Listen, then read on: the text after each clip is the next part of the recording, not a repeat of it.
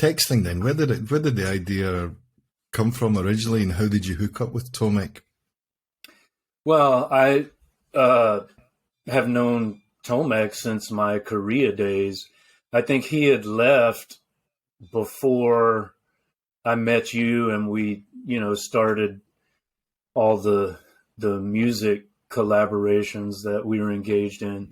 So you may remember the magazine Co-Reality that I published. Mm-hmm. Yeah. He was the co-editor.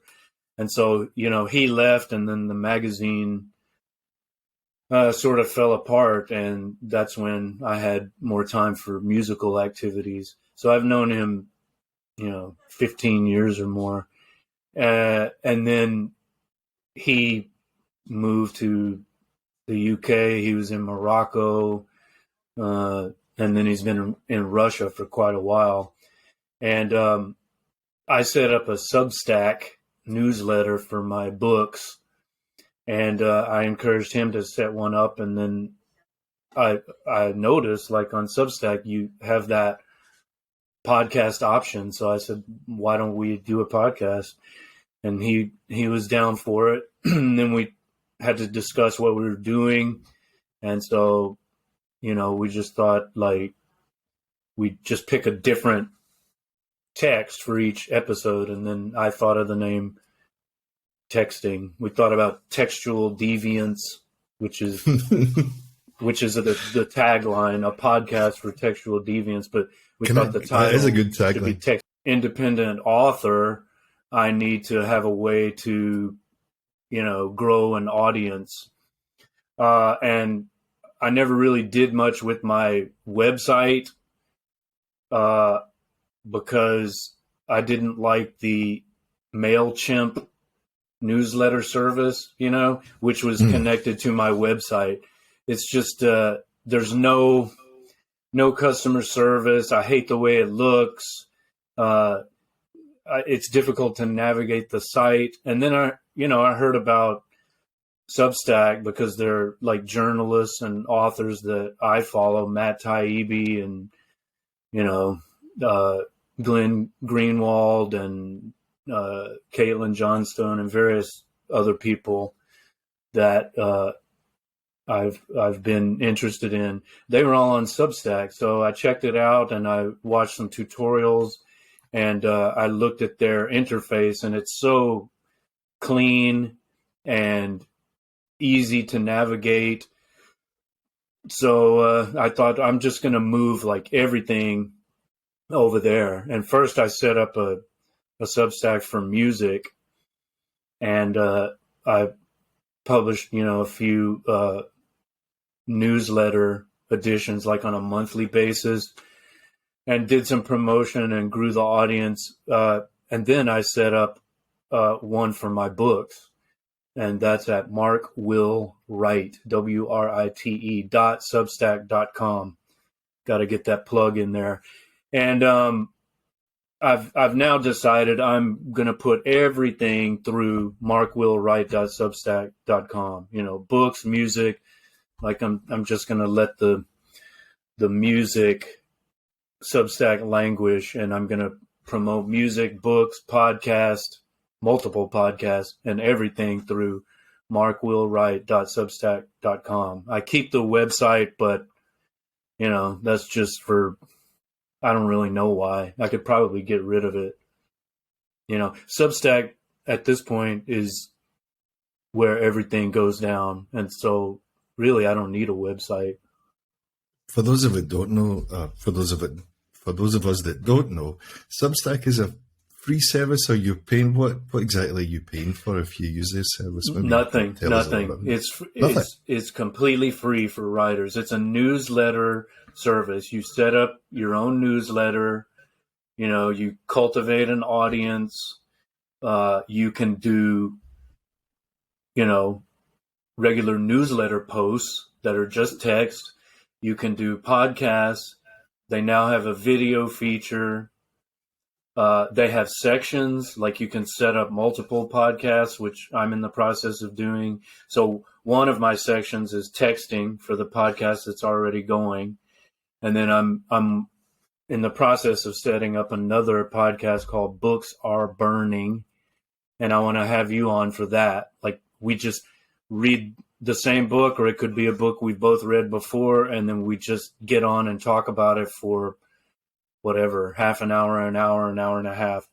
And then a third one I want to set up called Guitar and Pen, and that's just my songwriters podcast. And that'll, what's the tagline? The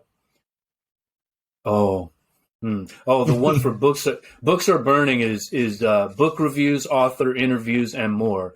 So for Guitar and Pen, it'll be something like album and song reviews, musician interviews, and more, something like that. But anything music related will be can be heard on the Guitar and Pen podcast, coming who knows when, soon. One thing at a time.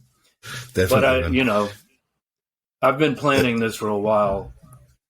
Would you say you've got the podcast bug now that you've been on this show a couple of times, and we've talked about various projects, but now you're out there on your own with Tomek, and have you've been bitten by the podcast bug? I guess, the texting we do every week, and like that's a commitment. We've agreed we're going to release a weekly episode. Some weeks we record 2 or 3, and then we can take a week or 2 off, but we release every week. He releases his Sunday Moscow time or St. Petersburg time. I release mine Monday Taipei time. So every week there's a new episode of texting. With these other 2, what I've committed to in my newsletter, to the audience I have there, that's just like sporadic releases. Like whenever I get around to it, I'll release a new episode of Books Are Burning.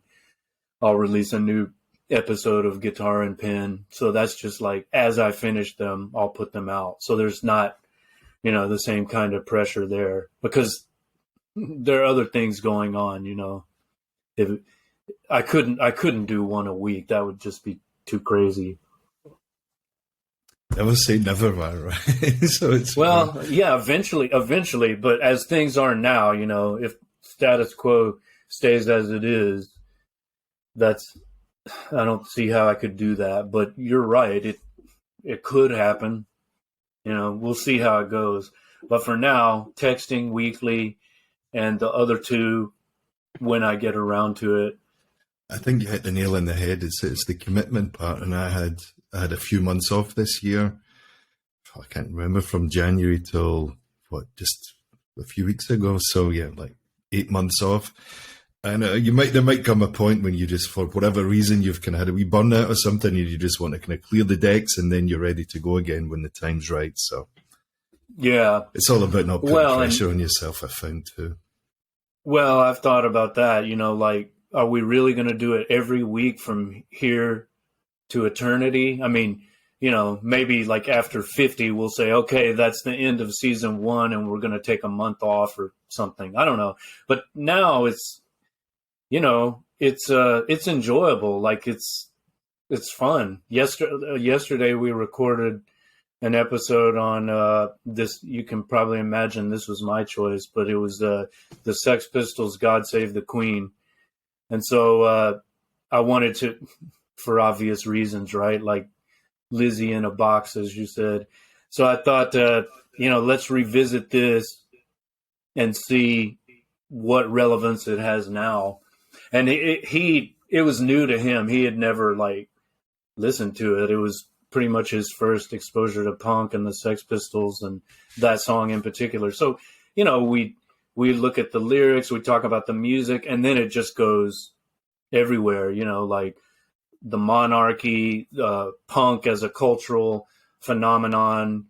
What else do we talk about? My punk origin story, his punk origin story, punk in relation to classic rock of the 60s, and, Malcolm McLaren and Vivienne Westwood, and on and on. Have you seen that show? I what's it called? It's the dramatization of the Pistols, basically. It was on Disney or Disney Plus. The one that Lydon disowned. He said, "Yeah, right." Everyone else is kind of on board with it. Danny Boyle directed it. I haven't. I heard about it. I don't know good. if I want to see it. I enjoyed it. It is okay. No, yeah, I enjoyed it. There was some bits in it you're just like, oh, behave. You know, I mean, you're like, really, come on, you know. But for the most part, I would say it was pretty good. Performances were good, really good. In a musical point of view as well, you know, I enjoyed it. Well, was it documentary or they like recreated? No, it's a dramatization. So it's like a dramatization of Steve Jones's autobiography. I see. Yeah, I mean, I guess I would watch it. I've seen all kinds of rock biopics. Some of them couldn't possibly be. I mean, this couldn't possibly be worse than some of the biopics I've watched. So why not? You know, did you watch the Peter Jackson Get Back series on Disney? That was also Disney. Yeah, that was great, wasn't it? Just from a kind of slightly surreal point of view as well, because they're all just kind of sitting in that big, was it an aircraft hangar or a big giant warehouse? And they're kind of like, all right, let's pick up a guitar and see how Twickenham Studios. Yeah. Yeah, it was like a movie set place. I forget, but it's a huge big place, eh? And the guys bringing them in cups of tea and all that kind of stuff. And it was definitely a different time and a different vibe, but quite fascinating to see how they put all that stuff together under time restraints or, you know, working under that pressure. They didn't seem to be under that much pressure. Eh?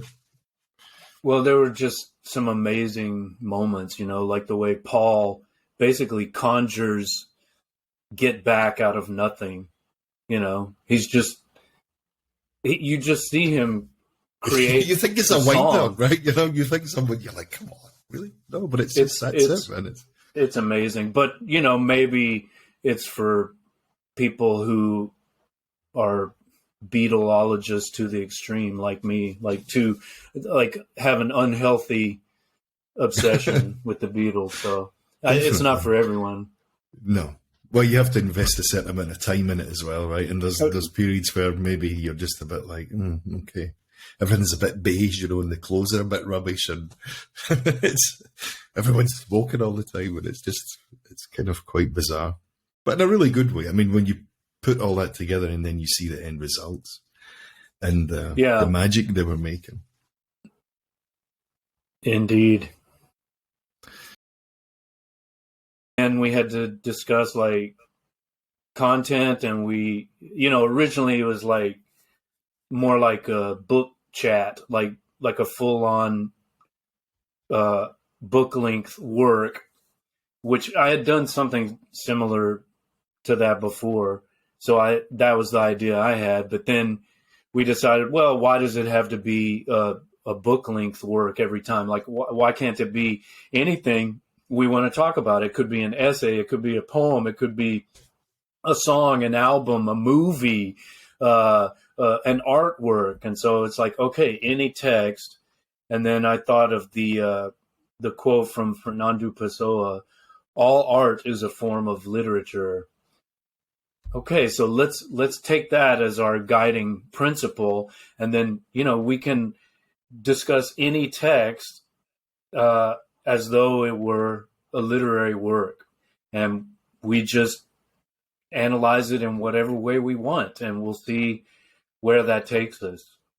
So, as I may have mentioned, we thought about, you know, calling it textual deviants, which is now like used in the intro. But then we thought, you know, texting, that's good, because it's kind of, I guess it emphasizes everyone knows what it is, yeah.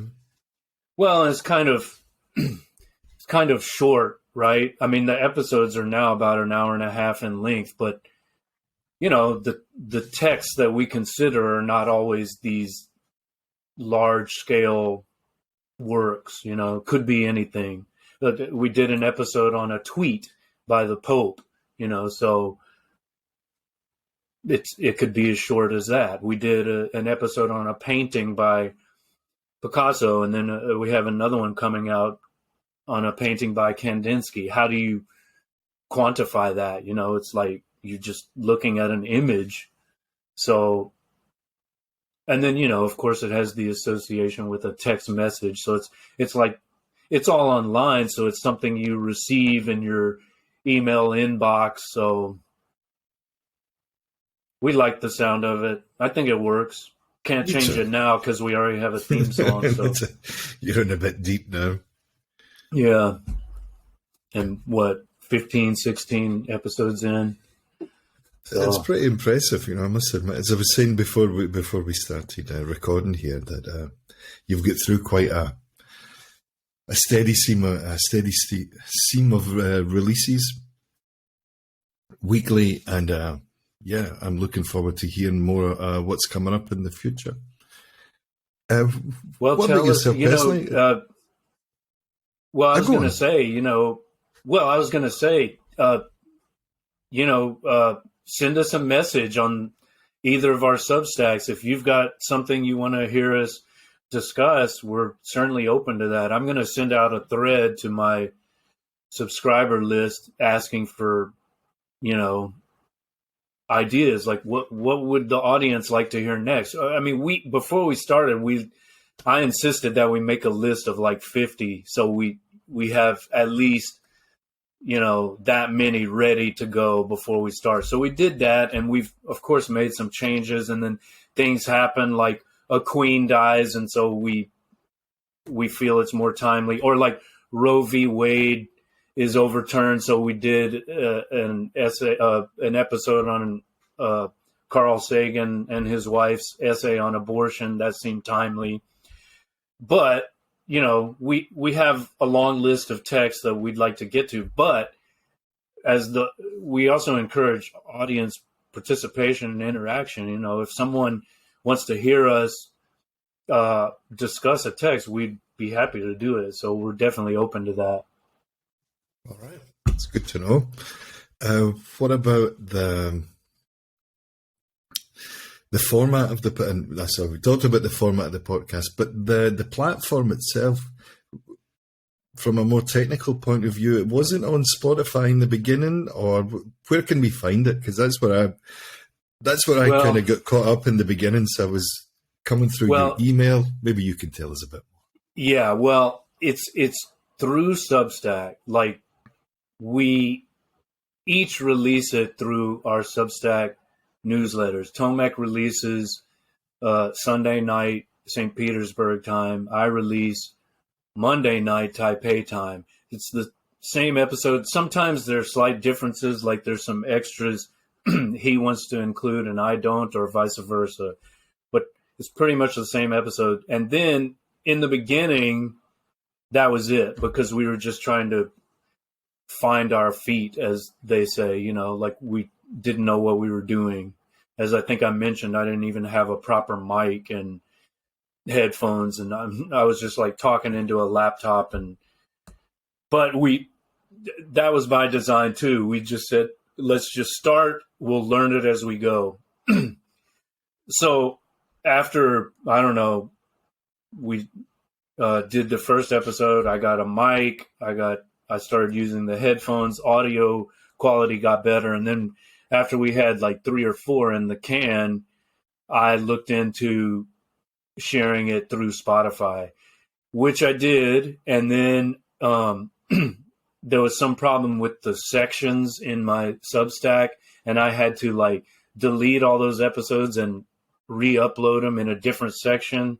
I don't even remember what the issue was, but I did that, and now everything should be on Spotify. But I'm not sure how easy it is to find that. Like one time I did a search and I couldn't find it, but I had the link and I could find it. So I need to revisit the whole Spotify thing. The Apple thing, we're not on Apple now because fuck Apple, basically, but maybe eventually. They were asking for like, you know, a credit card or something. So I'm like, no. Yeah. And I told Tomek he could do it and he didn't, but we'll reconsider that. But the other place is my YouTube channel, which again is Mark Will Wright, youtube.com, whatever. I think it's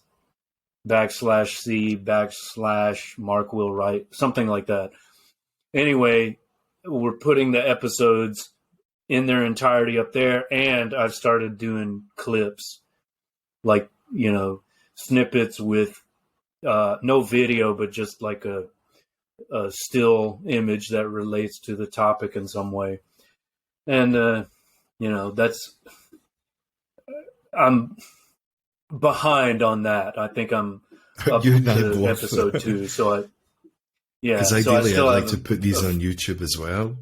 And it's just a matter of time and all that kind of stuff. And then you've got to edit bits out, and then you're just like... It's time and editing, and, then you got to render the video, and there's not enough time. If you have all the time in the world, man, it's great. But, there comes a point when you have to go to work and sleep and, sleep, one or two other things in the way, one of these other things get in the way. That's right. From a video point of view, is this something that you would like to do with Tomek? Put it on also in a video format? I'm just thinking from a consumer point of view, because maybe you and I are quite similar in the sense that we're okay with the audio format. For all my podcasts go out in the audio format, with a few exceptions on YouTube, of course. You'll find some episodes there. But is it something you've thought about?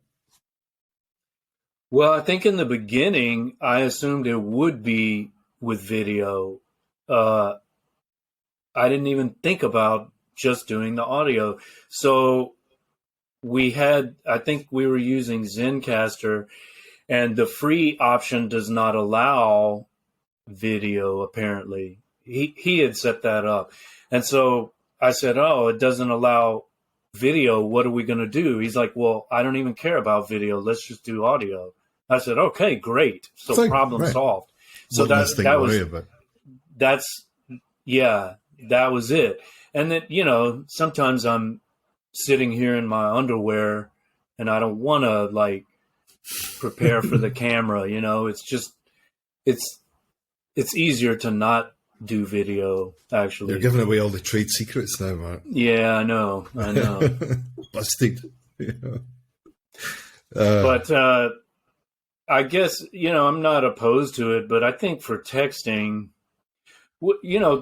there is that video option. We easily could do it, but we would probably have to pay for a subscription to one of these platforms, and right now we both log on to Skype, and then we each record ourselves with Audacity. I think they call this a double ender. I think that's what it's called.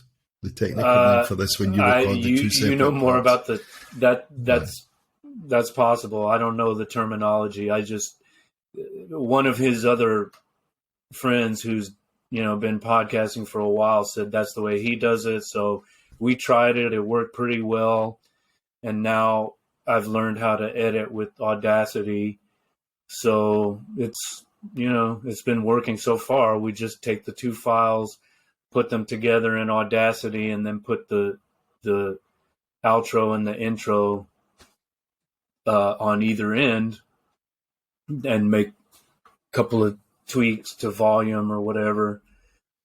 I had to do a lot of equalizing on the Picasso episode because neither of us plugged in our mics. Is unbelievably stupid. So we said part of the Lennon curve, I think. Well, we said it was cubist audio, so it was maybe not so inappropriate after all. Tell us what else is going on then, Matt. So we talked a little about your plans for the other podcasts you have in mind, but what else is going on? Well, I finally finished edits on my forthcoming book. It's called Earnest Games, and I think the ebook should be ready before the end of the month, and I'll announce that on my Substack, and I'll run a promotion through Amazon probably.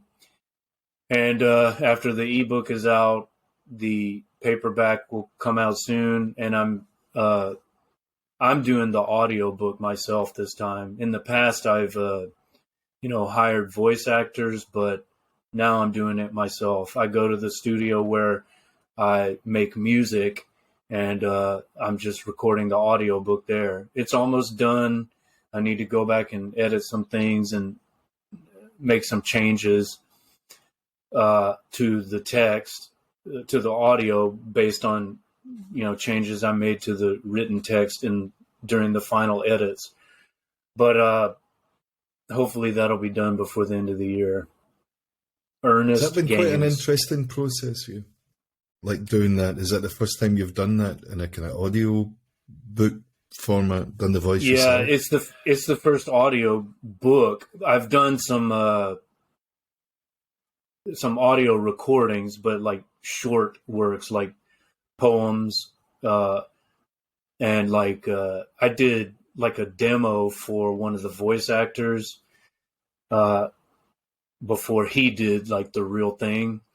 And then eventually I just decided, because you have to give a lot of instructions, right? Like you have to explain what you want to the voice actor, and then they send whatever they've done, and then you send them notes, and it's back and forth, and they get annoyed because I'm a maniac perfectionist, So I just thought, I can do this myself. I can read my own shit as well as anybody. You wrote it, so I wrote it, so why not? And if people don't like my voice, nothing I can do about that. But it's it's read by the author, so I think it's appropriate. Time-wise, what kind of? I'm just curious, what kind of timeline you had to record it all? Well, I started. It's always start and stop. I laid down the first tracks maybe the beginning of this year, or maybe late last year. I don't even remember. I'd have to check my studio notebook. Every time I go, I write down what I did. But I'm also working on the remix album. We're remixing No Cure for the Princess Disease. Just like, for the previous album, Carmina Formosa, we remixed it as Carmina Formosa Deluxe. So No Cure for the Princess Disease is going to be remixed as still No Cure for the Princess Disease. Basically, we just the original album is guitar, drums, bass, vocals, and maybe some other effects, but the remix always features keyboards and a more layered, textured a bit more lush in some parts. Yeah, exactly. And so I've been working. Actually, we finished the keyboard tracks, so we're ready to mix. I have the rough mixes, which I might start releasing some of those through the Substack as well, because why not? Like before I put it on Spotify and iTunes and all that, I may as well share it with the people that are like actually following my newsletter. But I think you'll like it, because we can really add a lot of colors to those old songs. For example, since you're familiar with the songs Rice King, right? Mm-hmm. The original was like an AC/DC rocker, and it's great as it is. But I thought, what if for the remix we did like a kung fu fighting kind of parody?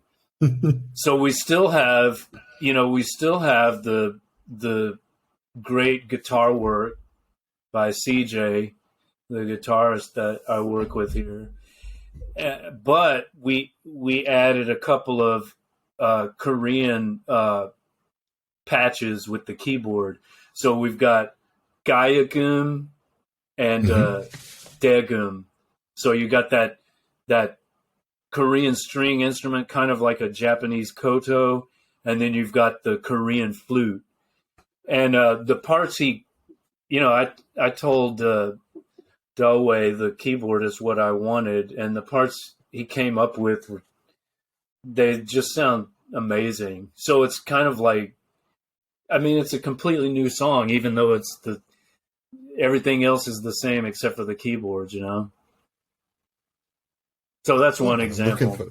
I'm looking forward to hearing them. It sounds, get a couple of surprises up your sleeve. Yes. Every song very different. Have you got any time for anything else? I was going to say, what other projects we're working on? So we've got your podcast taken care of, your written work, some new music. Well, yeah. I mean, that's the other thing, right? Like, as I'm doing, all of this is like promotional stuff, It's like, oh, if someone likes the podcast, maybe they'll buy and read my books, or maybe they'll buy and listen to my music, But at times it feels like the promotional activities overtake the activities that they're meant to promote. But it's it's all the same thing. Like I if I didn't enjoy it, I wouldn't do it. Like I do enjoy the podcast, because it's like every week there's something new to focus on, and then I know we're going to have like an interesting chat. Like we each take notes during the week, and then we've got plenty to talk about. Always there's more that could be discussed, and I try to for paid subscribers, I have started uploading these show notes. So for each episode, if you want to take the deep dive, you can subscribe for $5 a month or $30 a year and get the show notes. Everyone gets like a preview, but for the full archive, it's for the paid subscribers. It's an interesting touch. When you talk about subscription models, or what people will pay for, or maybe it's just the way things are when people are just used to getting everything for free, right? So it's how do you? Well, you can give them an option to do it, but it's an optional. Well, that's right. I'm not expecting much. If I were planning to get rich, I wouldn't be doing what I'm doing. I'd probably try to be a weapons contractor or something. I wouldn't be making. I wouldn't be making podcasts and writing books and releasing music. I'm in the wrong line of work if that's my motivation. It may sound stupid to say it, but I'm trying to save my soul.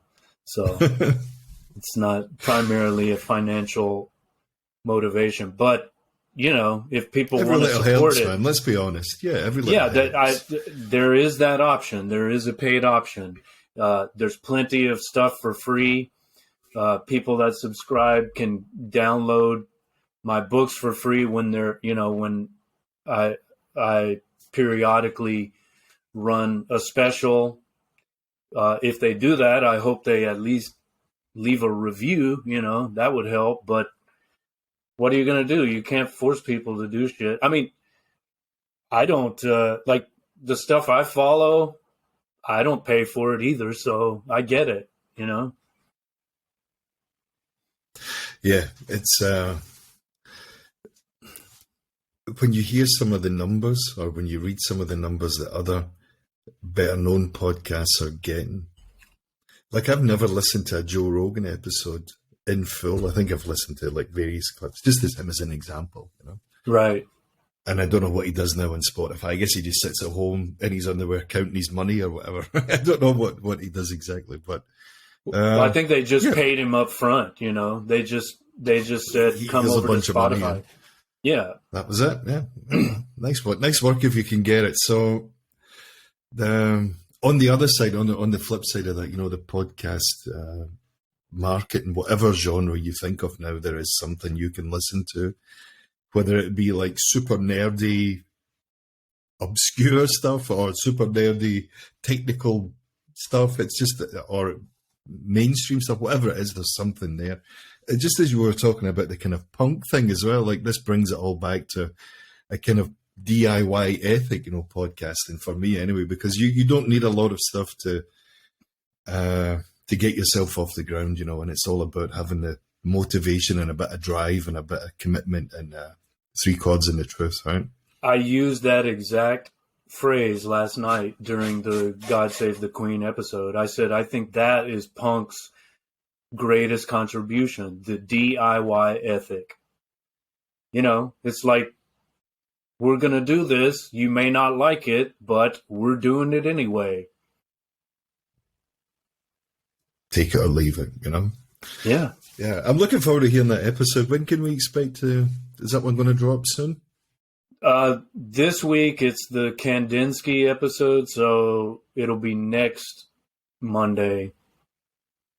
Yeah, I don't know when this is airing, but it's let's see, 2 or 3 weeks. Yeah. Anyway, what is today is September 25th, so the Kandinsky episode will drop on the 26th, and then 1 week after that will be the God Save the Queen episode. Right, so I'm looking forward to that. October something. There's a nice, just before we kind of wrap things up and go into a top 5 of sorts, it's really, what I really enjoy about the show is the kind of diverse nature of the subjects that you're covering. So even from a musical point of view, there's Bjork, Paul Van, no one can pronounce his surname right, Paul Van Dyke or Duke, and who else would we have? David Bowie. There's and then from a kind of more written format, there's Shakespeare. There's all sorts of stuff there. It's really interesting, right, man, from that point of view. You might not find everything to your taste until you try it and see what other people are saying about it. You know what I mean? Because you think, well, am I really interested in what the Pope says in a tweet? But when you listen to a conversation of other people talking about it, and as you say, there's a kind of nice dynamic between the two of you where it kind of goes in different directions, and that's what kept me listening. Well, and also, we alternate who chooses the text for the week, right? Like I picked the first episode. For the first episode, I picked Shakespeare's Sonnet 129. That was week 1. And then week 2, he picked a clip from Richard Linklater's Waking Life. And then we've just been going back and forth ever since then. So that, that's a nice dynamic too, because one of us is kind of the expert, not really, but like one of us knows more about the text than the other, right? And then so for the other person, he has to do some research, but it's great because, as I say, I've been aware of the Sex Pistols for more years than I want to admit to. Yeah, exactly. Yeah, exactly.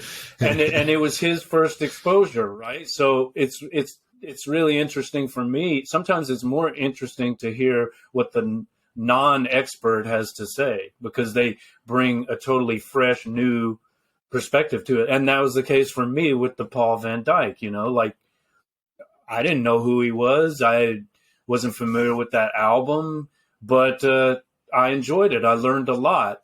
Has he become my favorite composer, and have I been like completely converted to progressive trance or progressive house? No, but I learned a lot from that episode, and there are things that I could apply to my own creative work, even to my music in some way, right? Like one thing I got out of that episode was the importance of trance, right? Like I made the connection with like the master musicians of Jujuka, those Moroccan guys that the Rolling Stones, or Brian Jones in particular, and like some of the beats, they would go out to those remote villages and, smoke hash and listen to it's basically trance music, and, it just takes you to another state. So it's like, it's good to reemphasize those important ideas that inform, even the music that I make. I think one of the things I got as well was taking something maybe you might not know a lot about, if anything at all, like a Shakespeare sonnet, for example, speaking for myself, and then it's kind of broken down in such a way or discussed in such a way as where you, as you were saying, you get something from it at the end of it. It's not too highbrow, it's not too snooty or whatever, I mean, it's not just like, oh well, so this is where we're up here, this is highbrow, it's a bit more down to earth and a bit more has a bit more gravitas to it. So that's what I really enjoyed about the show. High and low, yeah. That's indeed. That's something I try to emphasize in my writing too. You might see some lower examples in the books that we're about to talk about in our top 5. Oh, we shall see. I don't know. Some food for thought. Are you ready for this top 5? I think so. Or maybe 10? Top, is it maybe? top 15 or something. Let's see what we get. It's a top something. Mark, I shall let you go first. What we're going to talk about then, instead of a normal top 5 where we ask questions about guilty pleasures and favourite venues and things like that, I thought we could just focus on music-related books, whether they are fiction, non-fiction, biographies, autobiographies, whatever it may be. Okay, music-related books. Well, of course we have to mention the Miles Davis autobiography. That's on my list. Have you read Miles, the autobiography? I haven't, no. So it's on my Kindle list. It popularized. I have a lot of books to get through in my Kindle. On my Kindle, it popularized the musical term "motherfucker." So you got to read that one. Also, Beneath the Underdog by Charles Mingus. That's a classic, not rock bio, but jazz bio. The Real Frank Zappa book. Have you heard of this? Is this a biography or an autobiography? He wrote it. It's an autobio released, I think it was like in the late 80s, which is when I originally read it. The Real Frank Zappa book. So it's his, it's an autobiography. What stood out for you from just as kind of two interesting and complex characters there with Miles Davis and Frank Zappa, but what kind of stood out for you after reading the books about the characters themselves? Or I know Miles Davis was a bit complicated. Yeah, well, a complex character. He had a collaborator. It's basically an it's like an oral history. So I imagine Miles was just talking. I mean, it sounds like him. As I say, every other word is motherfucker. So it's very entertaining. It's like you're just sitting down with him and he's just telling you his whole musical history and personal history, like, from his earliest days up through whenever the book was published. So it goes through all the various periods of his work. And if you like his music, of course, it's going to be interesting. And even if you don't, or you're not familiar with it, you'll just be entertained by his voice and his storytelling. So, that's even for non-music people, it's just an interesting book to read. And I would say the same with the Charles Mingus autobio. His is more literary than the Miles autobiography. But with Zappa, you can tell that if you've seen him in interviews, you can tell the same person wrote the book. Like it's his tone, it's his voice. I don't know. I don't even know if he had a collaborator or editor. Like he says in the intro, there are a lot of books about me. Most of them are all bullshit. So I thought there should be at least one real book about me. So this is the real Frank Zappa book. And he just talks about everything: his early life, his whole career with the Mothers of Invention, and then later, solo work, and then the his fights against censorship and the PMRC, those wives of congressmen that wanted. These to are the put ones that stickers. started the stickers, yeah, right. This was the That's parental. right. What was it? Parental guidance. Parents nonsense. Music Resource Center, and they acted like they were just we're just concerned citizens, but they admitted they have no members, only founders and donors. It's just senators' wives that are trying to distract from real problems like that. That's the most pressing issue in American society in the late 80s or 90s. Fucking lyrics of all the problems to try to solve. That's the most crucial. So he rightly called that out, And ironically, of course, this is a kind of slight tangent there, but ironically, those lyrics or that music that the lyrics was featured on, mostly like rap or hip hop and so on, was consumed predominantly by young white men. That's where who were buying all the records, right? That was the biggest demographic. Go figure, as they say. It was a complete absurdity, but he did a good job. I mean, he made many media appearances, and he would just directly confront those people and accuse them of trying to sneakily institute censorship. So I admired him for that at the time. I remember watching some of those episodes, and I'm still glad that he pushed back on that. But it's been a while since I read it. But that's a good rock autobio. Another one is X-Ray by Ray Davies or Davis of the Kinks. Mm-hmm. He's also a very good storyteller. His is more literary too. He does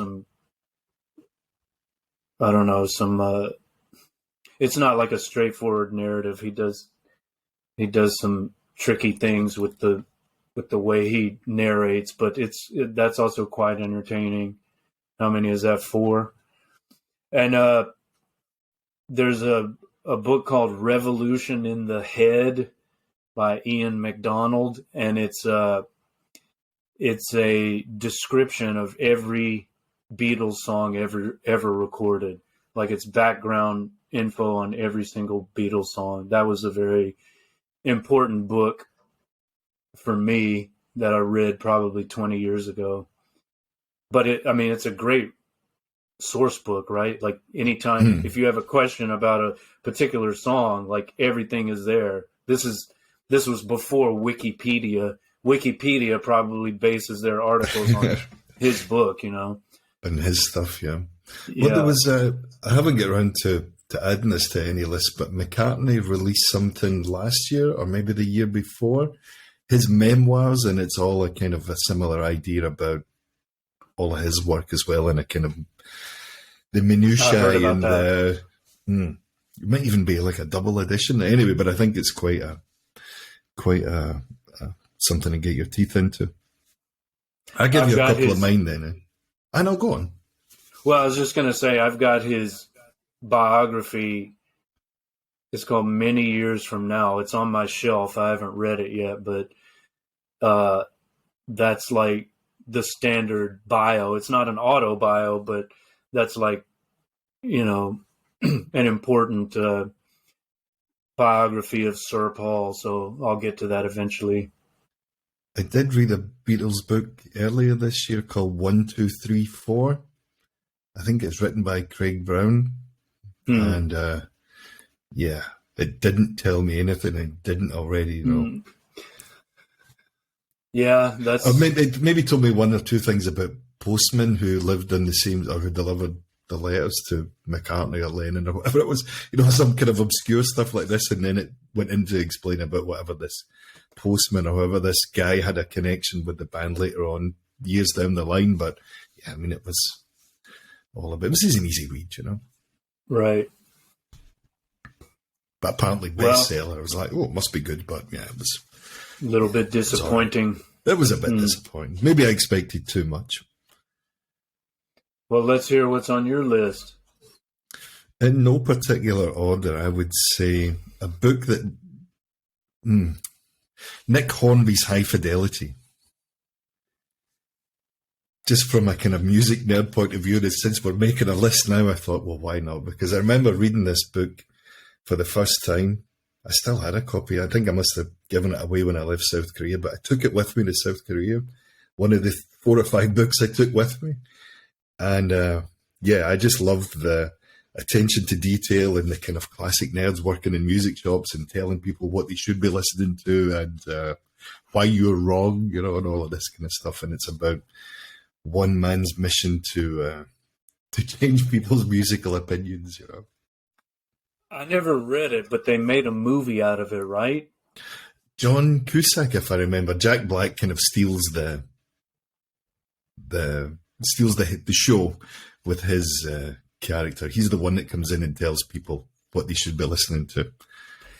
Well, I didn't see the movie either, but how is the book organized? Is it like by song, like each chapter is a different song or an album? No, so it's more like a guy breaks up with his girlfriend and then he's a bit like, okay, so where do we go from here?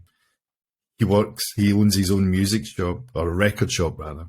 Mm-hmm. And then this is the whole kind of backdrop, and then it kind of relates to his relationship with music through the years. So there's a bit about chess records and the kind of great soul artists, and which will take me to probably my next author as well.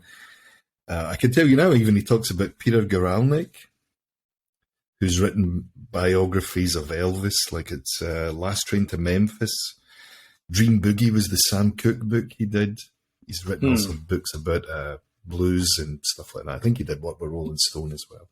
But he name checks Peter Guralnick's work and stuff like that. So this is a guy who's serious about his music in a very detailed way. Right. But it's that kind of more about the relationship between him and music and him and his life, and how important music is to him as a person. But is it fiction or nonfiction? Yeah, it's fiction. Okay. Probably with autobiographical details, but it's presented as fiction. I think it begins. God, it's a long time since I read it, but I think it begins with a list. So it's something like the 10 best songs ever written, or the 10 best Hollywood movies ever made. And he goes through like Chinatown or The Godfather and stuff like that, and then he's having these kind of arguments in his head why it is and why it isn't. It's a nice, accessible book as well. If you want, it has that kind of narrative of just. I wouldn't really call it a love story, but there's a kind of common thread there that's not too. That's what keeps you interested. And then the music's the bit that really kind of adds that. It's different gravy, as I would call it. Right. So Nick Hornby, High Fidelity. Peter Guralnick's Last Train to Memphis. I've only read, there's 2 Elvis books he did. One, Last Train to Memphis, I'll say it again. I don't know, I haven't read the other one. And Dream Boogie, Sam Cooke. I've also read some of his blues Sam books. Cooke. Are you a big Elvis guy? Yes and no. I haven't seen that new movie. I think it's just called Elvis. But yeah, he's an interesting character. I mean, it's all about the Last Train. The one that I've actually got it just in the other room now. It's the origin story, right? So it's the first part, and then I think the second part I haven't got round to yet. But Peter Guralnick's also done a book about Sam Phillips. Mm-hmm. And all that kind of stuff. I'm even wearing a Muscle Shoals t-shirt today, but slightly different. Yeah, I noticed that. Thought I'd make an effort. But yeah, he's the attention to detail in Peter Guralnick's work is quite something. You know, it's an incredible deep dive, to use that phrase you used earlier. I'd also give you one more. I would say John Savage, This Is England, and Steve Jones' Lonely Boy.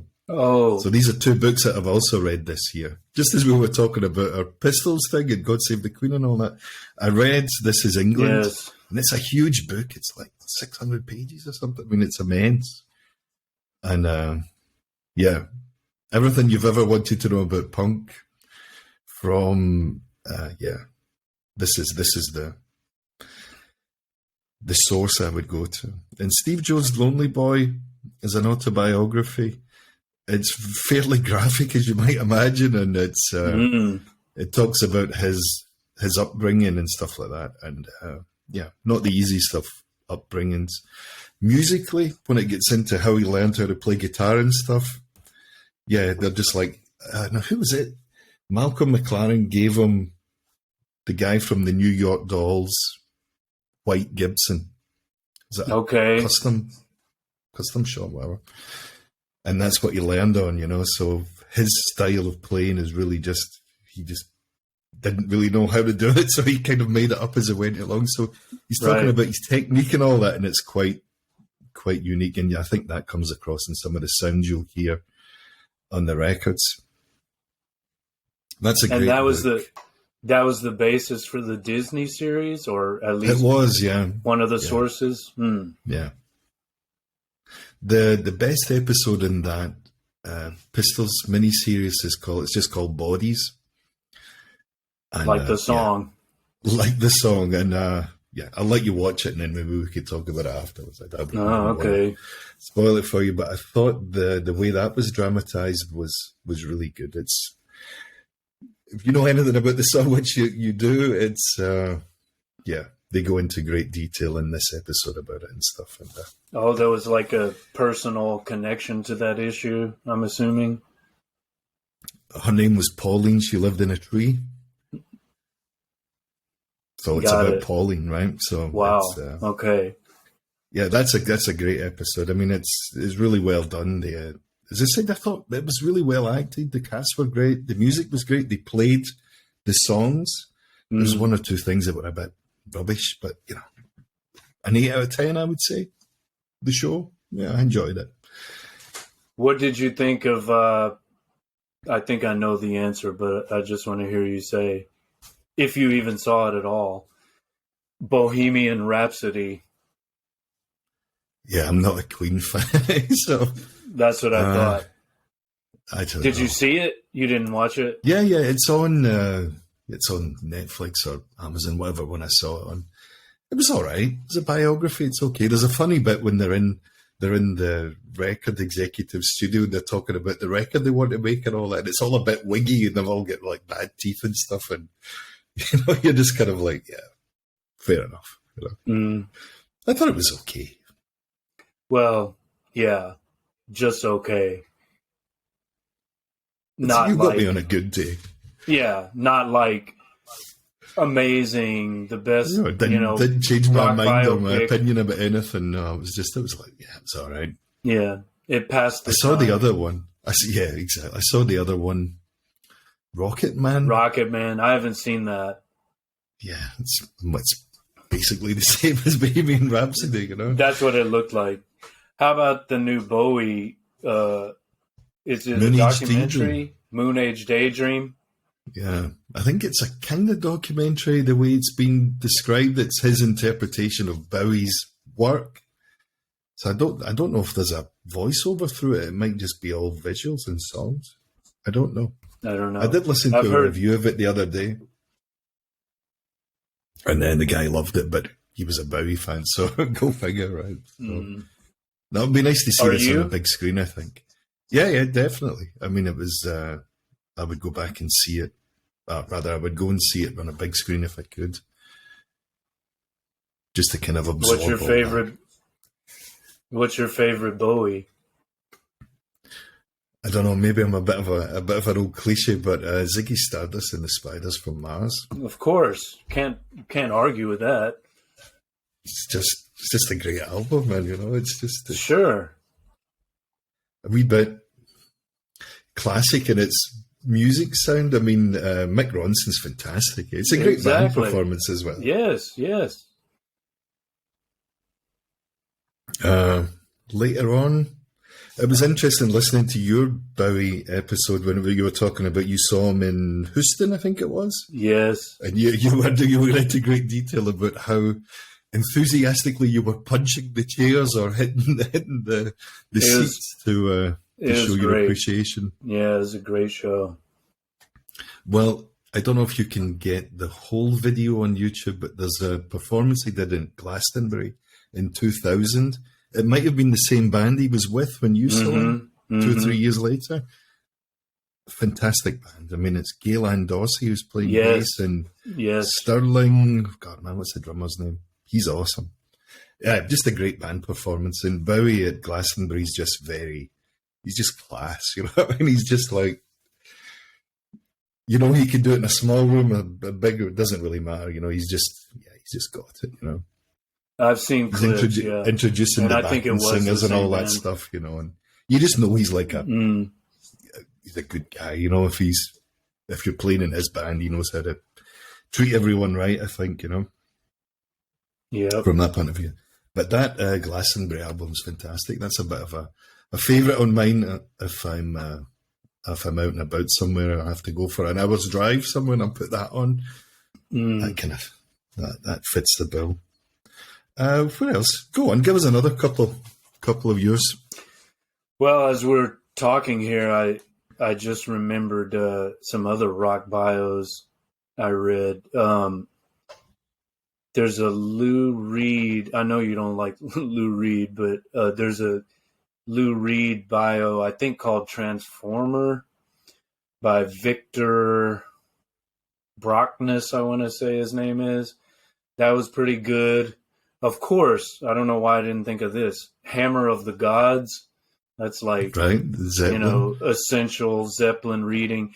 I've never read No One Here Gets Out Alive, the Doors, or is it a Jim Morrison biography? I don't know. I want to. I've also got like Ray Manzarek's book about the Doors. I think it's called Light My Fire. It's on one of these shelves. I'll have to read that eventually too. What else? Those are the only. I read the Slash autobiography. That was actually, I had that on my list. That was that was in brackets. Slash. That's on my Kindle as well. It's quite a story, right? I mean, there's so many. Yeah, I actually read, at the urging of a friend. I'm not a Motley Crue fan at all, really. I mean, I like a couple of songs, but I read The Dirt just because I was told the story. It's on every list. Yeah. If you look online, you'll see it in the top 10, right? It's this. Yeah, I did read it. You see them now. Vince Neil just looks like a man who's just, I don't know. I never thought he was much of a frontman or singer in my personal preference, but I guess he fitted the bill for them. But you see him now and he just looks like a guy who's fallen out a diner after a week of non-stop eating, right? He's just he's still wearing that kind of garish stuff with the false hair and all that, and you're like, maybe give it up, man. I've not seen him recently. Yeah, maybe. Like a long time ago, but I don't know. If he's free to do whatever he wants, but exactly, I'm free. He's deserved the right to do that. I'm free to ignore it. So, what was it?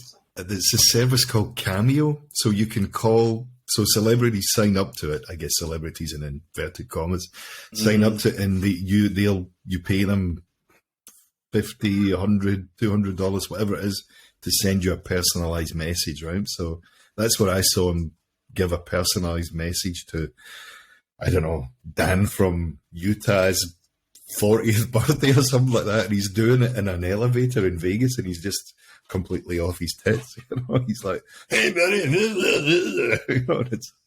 he's trying to do it in a kind of selfie way. It's well worth checking out. Did Dan from Utah have to pay for that, or is it just? Or maybe it had been Dan's buddies who put the cash together, but I forget exactly what it was for. But it was a greeting to someone, Yeah. So Wow. It's well worth checking out. It's quite funny. Everyone gets their 15 minutes. Oh, he's had it and change, I think. Two more for you, man, from my site here. The first one I would recommend is Jimmy Webb. It's called Tunesmith. What's it called? Tunesmith Inside the Art of Songwriting. So he was the guy that wrote Wichita Lineman and MacArthur Park, and By the Time I Get to Phoenix and all that kind of stuff. And it's an incredible book, man. It's I think I got it cheap as well. Maybe paid a $5 for it or something.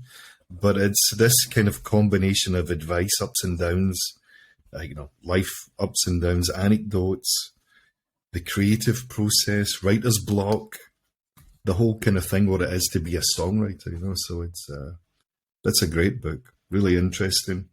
And he's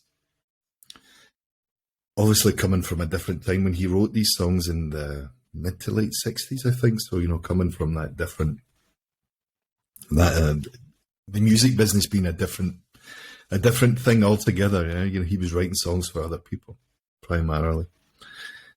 The other one, the last one, is a work of fiction, and this is called Espadare Street. So it's an anagram of despair, Espadare Street. And it's Ian Banks. I don't know if you're familiar with Ian Banks. No. His science fiction work was under Ian M. Banks. So it's IAIN, the Scottish spelling. Right. And Ian Banks is one of my favourite writers. So he had two careers, one as a science fiction guy and one as a fiction writer.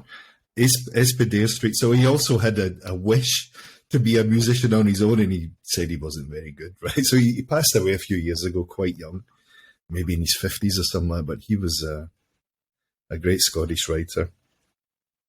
Really, his first book was called The Wasp Factory. If you have a look for that one, that was pretty... I'm writing these down. The Wasp Factory. That's not music related, that's just, like his first published work, I think it was. And his science fiction work, I can't remember the titles, but I've got a few of them as I said, on my Kindle. But yeah, Espadare Street, Ian Banks. So it's kind of taking you in that world of the fictional rock and roll band and mysteries. Well, if and we're japes talking and papers and stuff. If we're talking fiction, I just thought of another. Don DeLillo wrote a novel called Great Jones Street. It's about a reclusive rock star named Bucky Wunderlich or something like that. And it's kind of like Dylan-esque. I mean, you can tell that he's modeled to some extent on Dylan. I don't remember what happens, but it's an interesting read. I mean, it was interesting to see DeLillo write on popular music and songwriting. Have you read any of those Dylan ones yourself? The Chronicles? I thought about that one too. Yes, I did read Chronicles. Did he ever release any others? Was it just 2 volumes? I don't know. I think I read hefty the tones first anyway, I think, yeah. I read the first volume for sure. And then I didn't know that any others came out. Yes, that's good. Also, there's a book specifically on Blood on the Tracks, not written by him, but someone who, researched the recording, the composition and the recording of that album very carefully. And that's a very solid work as well. I want to say it's is it Buckets of Rain? Like they took a line or a title from one of the songs on Blood on the Tracks. That's also a good one. Blood on the Tracks, was that when he was going through his Christian phase? When he converted to Christianity? think it It's may got have another been, cup of coffee on it, Blood in the Tracks, right? no, that's on Desire. That's on Desire. Blood on the Tracks is Tangled Up in Blue, Mm-hmm. Buckets of Rain, as I mentioned. If you see her, say hello. It's kind of messing about great with some album. alternate tunings as well, if I remember. Well, Or I might just be hallucinating. no, he may have been. It's, it's mostly I know the acoustic, songs you're talking about. Yeah, I just can't picture the album title. Yeah, it's that's, if you like that album, it's worth reading. Supposedly there's one on Revolver too, which is probably my favorite Beatles album, although maybe that would be White Album. But that's one on my list that I haven't read yet. I can't remember the title, but it's like, a whole book about an album, which is a nice idea. Oh, Old God's Almost Dead, Stones bio. I'm remembering all these now. It's coming back to us. Yeah, now. Old God's Almost Dead on the Stones. Keith Richards, is it Life, called Happy? I've read that. Happy or Life? I think Life, I think it's called. I've read that. Okay. That's a decent. Or no, it's called. As you might There's one imagine. called Satisfaction, isn't it? I think the most recent one is just a picture of him on the front cover. Like now, front cover on the last 5 years. I guess he's looked the same for the last 20 years, so it wouldn't make any difference. I think it's called Life. Anyway, there's so many. I read too many. I read too much of that stuff, but I can't help myself. One I did read recently this year was the Dave Grohl book. I think I read it in like 2 days. Whether that says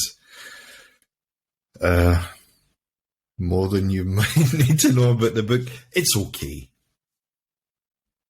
It's I an can't remember what it's autobio. called. It's an autobiography. Yeah, he talks about his upbringing and stuff like that, and his relationship to punk music, and how he's got into it, and how he never really set out to be kind of where he is today, but it was that the stuff before Nirvana, the time in Nirvana, his relationship with Kurt Cobain and Chris Novoselic, and then the stuff from the Foo Fighters on. I mean, it's an interesting book. It didn't change the way I felt about anything. I read this before the drummer passed away, so it was a good book. If you're looking for something accessible,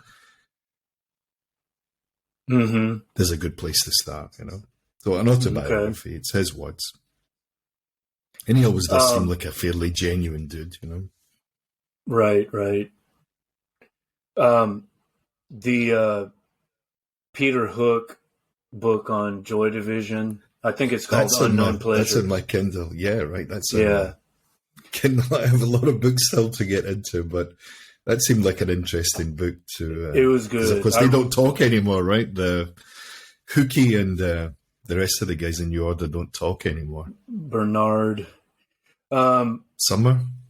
Yes, Bernard Sumner and whatever the drummer's name was. I read that a couple of years ago. Very, very good. I like that a lot. Yeah, there's so many. There's a Pete Townsend book called Who Am I think, or maybe it's Who Are You? I think it's Who I Am or Who Am I? I don't know. Just too many. Well, hopefully we've given our listeners a bit of food for thought then. Eh? Yeah. We're giving them somewhere to start. Let them read them and report back to us. Indeed. We'll go full circle. Matt, thanks for your time this afternoon, or this evening for you. Thanks for inviting me. And we'll do it again soon.